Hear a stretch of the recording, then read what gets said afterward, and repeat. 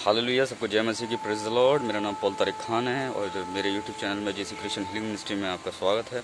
और मैं आज एक वचन को लेकर आया हूँ। वो वचन हमारे लिए बहुत इंपॉर्टेंट है, हमारे जीवन के लिए बहुत इंपॉर्टेंट है। और उस वचन को हम लागू करेंगे तो खुदावन की बरकतों को देखेंगे। पर सवाल ये उठता है कि हमारी बरकतें शैतान कैसे चुरा लेता है। हालेलुया, उसे इतनी अथॉरिटी, उसे इतना अधिकार कैसे मिल जाता है कि वो हमारी बरकतों को उड़ा के ले जाता है। हमारी बरकतों को क्या करता है, वो चुरा के ले जाता है। हालेलुया, हमारी बरकतें एक धुएं के समान उड़ जाती हैं, लुप्त हो जाती हैं और हमें दिखाई नहीं देती कुछ समय के बाद। कुछ समय के साथ खूब आशीष आ रही होती हैं, पर ऐसा कुछ हो जाता है बीच में कि वो हमारी बरकतें शैतान ले जाता है उड़ा के। उसे इतनी अथॉरिटी, इतना अधिकार क्यों मिल जाता है। हालेलुया, आज मुद्दा इसी बात का है, सवाल मेरा यही इसी टॉपिक पर है। हालेलुया, कि हमारी बरकतें शैतान कैसे चुरा लेता है। हालेलुया, तो कहने का मतलब ये है कि सबसे पहले ये होता है कि जब खुदावन हमें किसी आज्ञा को करने के लिए देते हैं और जब वो आज्ञा पर हम नहीं चलते, हालेलुया, तो शैतान को वहाँ मौका मिलता है अपने काम को करने का। और जब वो अपने काम को वहाँ करने का मौका उसे मिलता है तो वो सबसे पहले हमारे फाइनेंस अटैक करता है। वो हमें बरकतों से ढीला करता है। हमारे फाइनेंस को वो अटैक करके हमारी जड़ पे क्या करता है, वो अपने कुल्हाड़े को रखता है और उस जड़ पे प्रहार करके क्या करता है, हमें कमज़ोर करने की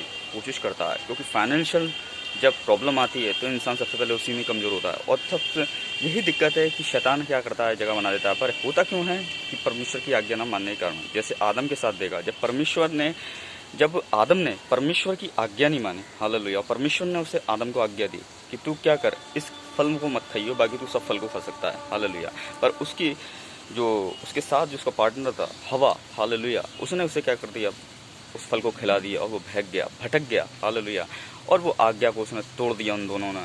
और वो क्या हो गए, अनंत की वाटिका से बाहर हो गए, उस आबो हवा से बाहर हो गए, उस ताजगी से बाहर हो गए। उस फल फ्रूट थे उनके खाने के लिए, वो ज़मीन थी जो क्या कर रही थी, उनके लिए क्या कर रही थी, फल को उपजा रही थी, फसल को उपजा रही थी। हालेलुया, वो सब चीज़ों को, इतनी अच्छी अच्छी चीज़ों को क्या हो गए, वो छोड़ के अनंत की वाटिका से बाहर हो गए, क्योंकि उन लोगों ने आज्ञा नहीं मानी। हालेलुया, और मौत भी उन पर आ गई। हालेलुया, एक शराब आ गया उन पर।